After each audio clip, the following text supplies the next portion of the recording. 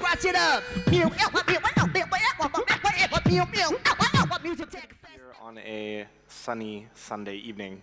I woke up this morning with a really sore throat, so with a bit of luck, my voice will give out just after the talk ends rather than partway through. My name's Matthew Ogle, and I've been here in London working in music tech for almost a decade now. I started at Last.fm. I was there for almost 6 years, and I was sort of the head of web there, so I looked after both the web engineering team and also kind of the web product. After leaving Last.fm in 2010, I then developed what still today, astonishingly, is the world's leading and perhaps only band-to-booze matching service. It's called Drinkify, and it'll recommend you a death-inducing cocktail given any artist name or band.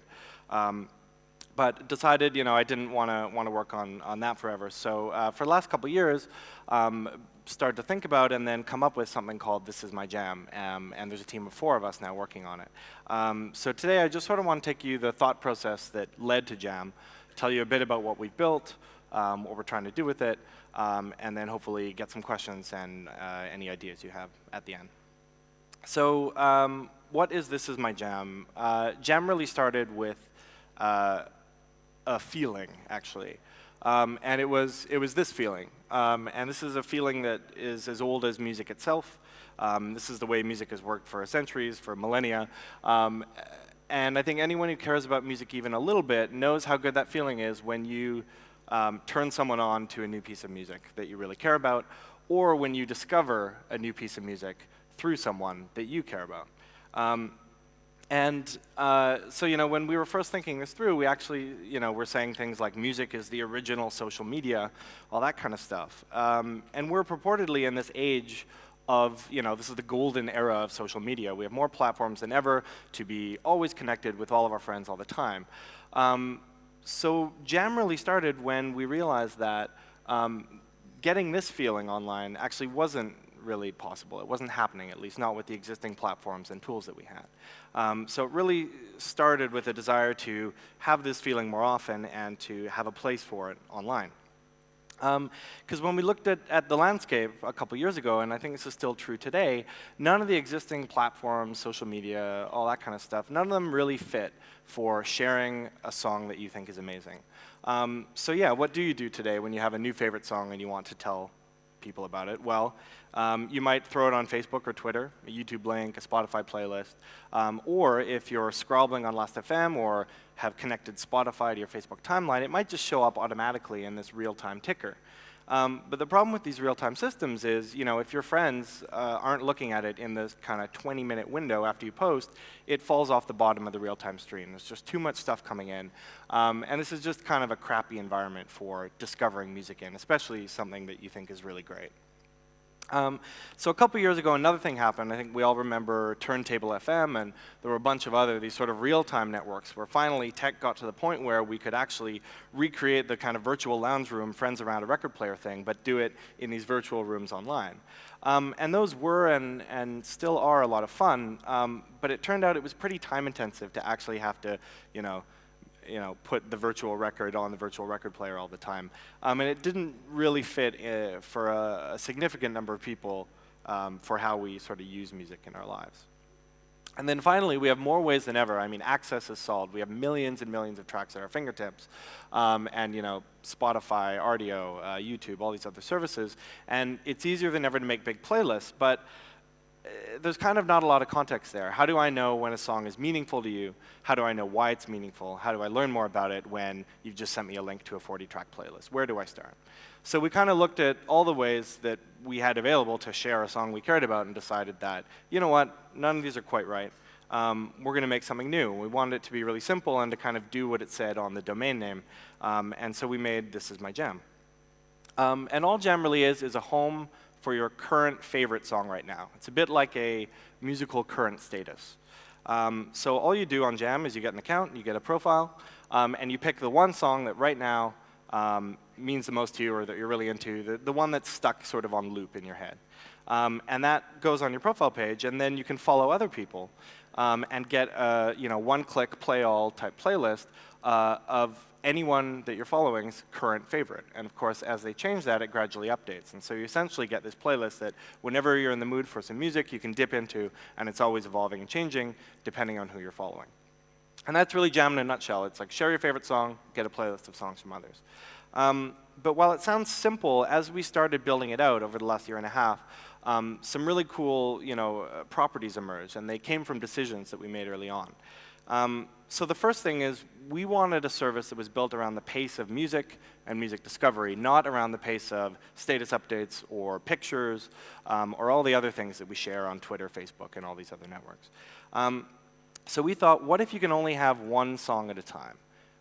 Very contrary to the way most things work on the internet, where everything's free and unlimited. What would happen if you could only pick one song, and when you pick your jam, your current favorite, it only lasts for a maximum of 7 days. So 6 or 7 days into it, you get a little nudge over email saying, hey, what's your favorite song this week?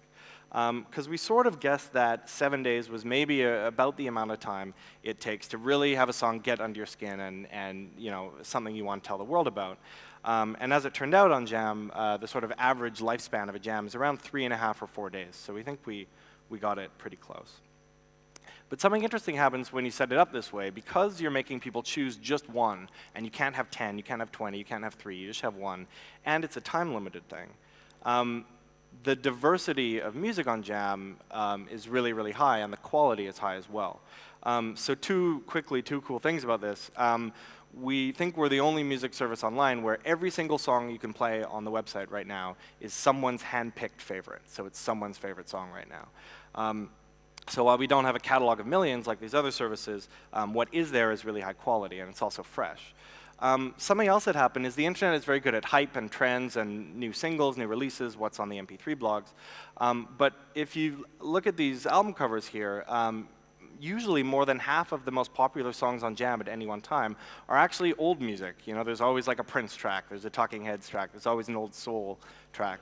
And it's been really cool to watch people use Jam as a way to highlight old favorites, guilty pleasures, that song from 10 years ago that you thought would be really big but turns out wasn't. And it's been really cool to see that we've sort of created a home for that kind of music as well as the up-and-coming, buzzy new stuff, which has been quite cool.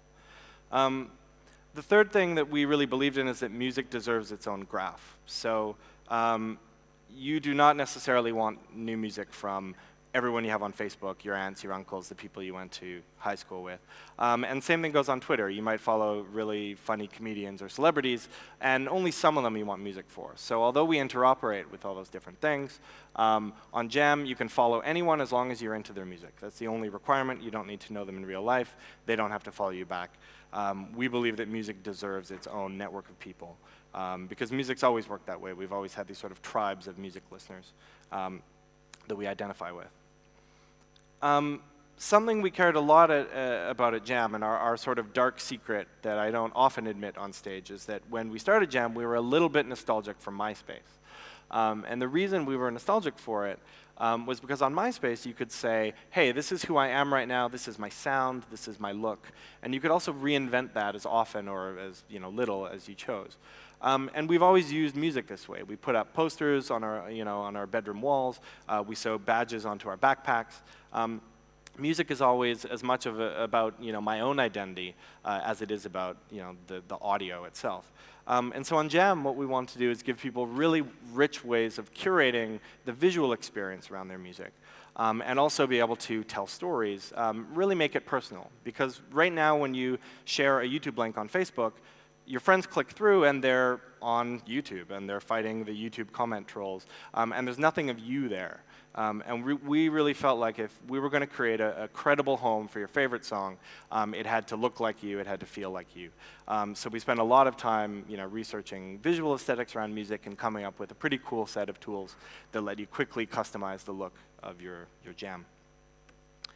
And finally, making a brand new music service in 2012 like we were doing, you don't want to reinvent the wheel. There's already so much great content out there. There's artist platforms like SoundCloud, Bandcamp. There's the whole sort of blog ecosystem. There's, of course, YouTube and other services like Vimeo doing the videos. So we decided when you find an amazing piece of content, an amazing song on any of those services, you should be able to take it to Jam, and we help you shout about it. We let you wrap your personality around it, tell a story around it, and then we actually make it easier for you to share. So when you post a jam, it can go straight out to Twitter, Facebook. You can scrobble to Last.fm. It shows up in our Spotify app, in a playlist, etc. So we really felt like the best products take behaviors that are already out there and just make them better. And in this case, it was the experience of sharing a song I really care about with my friends. And you know, it's still early days, but these are some stats that I can share. So far, so good. We were really worried when we started that because we were telling our users only share one song at a time, and maybe only change it once a week, that all of our metrics would be really low, because normally the internet's about faster, more, bigger, every 5 seconds. But no, that hasn't been the case. A couple months ago, we crossed the 1 million jams threshold, which was pretty cool, because every single jam is chosen carefully. And we've got over 150,000 registered users now, and they're spending a lot of time on the site. They aren't just coming in, playing one song, and leaving. They're kind of exploring this, still growing musical ecosystem and community. As well, the sort of pie chart on the bottom here, for every person that posts a jam, another 2 people come around to play it. And that's how we're growing right now. We have no money to spend on marketing or PR or anything like that. So our product grows through people using it and sharing it with their friends, and then people signing up from that. So it's been all sort of organic growth. So that's kind of the story of Jam and what we built so far. There are a couple other things, given that this is a music tech event and there's some hacking going on downstairs over the weekend. A few more things I wanted to tell you about, and then just open it up to questions. So the first is that we recently launched our API. So your favorite songs of all time, that belongs to you. That doesn't belong to us. We're just kind of keeping it for you and making it look maybe a bit more attractive than it did before. So every jam you've ever posted, or that anyone's ever posted, everything you've liked, that musical social graph, all that you can get out of our API. If you just go to thisismyjam.com/developers, you can get an API key, self-service, and basically everything you see on the website, and actually a bit more, is now available programmatically through the API. So we actually used our own API just around Christmas time to build something that I wanted to share with you. And it's called 2012 A Jam Odyssey. And this was our sort of Christmas gift to our users. We pulled a few late nights over a couple weekends, and we basically realized that people who had been with us since the beginning had actually shared so many songs that we essentially knew all their favorite songs for the entire year. And we wanted to kind of acknowledge that and reflect that back to them in a fun way. So we took the list of jams from This Is My Jam, and we used an API called Remix from a company called the Echo Nest to basically create this slightly horrifying, but hopefully just a lot of fun mashup of all the songs you'd shared in a year. And we had tens of thousands of our users create these jam odysseys, as we called them. So don't know if my internet connection is still working, but I'll try playing one. This is our friend Anand. Just give me an idea of how this works. So these are all of his jams reordered so that the beat matching algorithm can piece them together, hopefully in a cool way. So try this out here.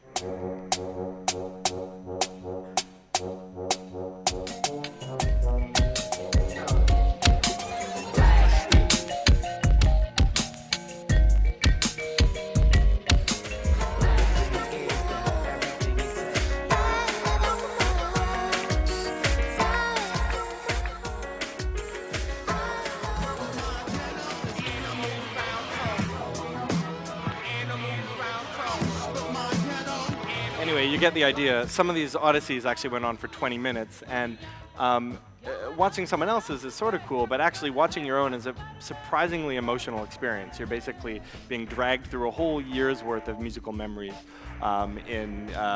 albeit in a sort of spaceship format, which may or may not be your thing. But we had a lot of fun making this, and I think it sort of testifies to the power of the intensity of preference that people have on Jam. It's people who care a lot about music and a lot about sharing music that they think is great and important. And we still have tons of ideas we haven't been able to do yet on more cool things we can do with your favorite song. Cool, so that's all I got. I just wanted to point out there's a couple other members of Team Jam here. There's Andreas raising his hand in the back, and a couple chairs down is Hannah. And we'll be hanging out after if you have any questions or ideas for us. Like I say, Jam is a very simple thing, but there's a lot we can still do and a lot we want to do with it. So we'd love to hear your thoughts. Thanks. Any questions? Any questions for Matt? Hi there. Just from the point of view of a musician, how do you interact with PRS? At the moment, because all of our audio is coming through official embeds from the various music platforms online, we don't stream any of the music ourselves, so it comes from the SoundCloud widget, the YouTube embed, and all of those groups have various relationships. Right, okay, that's fine, yeah. I'd like I'd like to ask a question myself, just as I thought of. One of the things, I follow a lot of bands on Twitter, and one of the things I love to see is what bands are following and what music they're sharing and what they like. And I often get to see a link to This Is My Jam. I was just thinking about, do you do want to reach out to artists to try and give them a special profile, or? Yeah, so that's something we've the last year we've really just been kind of heads down building the core feature set, building out some of the kind of plumbing that I took you guys through. And now we actually would love to talk to more musicians. We do have a surprising number of bands and artists have joined up. And it's cool because they often, when they first join up, they often post their new single or a remix of one of their tracks. And some artists just kind of leave it at that, and they attract a bit of a following. But the bands and artists that have done really well on Jam are the ones that do post new singles, but then also use Jam to express the stuff that they're listening to or their influences, things like that. It's a bit like that, a while ago there was that sort of what's on your iPad, or iPod rather, campaign. And it's a really cool way to kind of, figure out what the influences of your favorite bands are. So we'd love to see more of that, and we'd love to just talk to more artists about how we can help them. It's not a question, it's just a gratuitous thank you from a mug punter, really. I love it. I've been using it for ages. It's great fun. That's wonderful. Thanks. Any more questions? Well, you heard the man as well. Share a bit of love for him on Twitter and help him with his marketing. Thanks, Matt.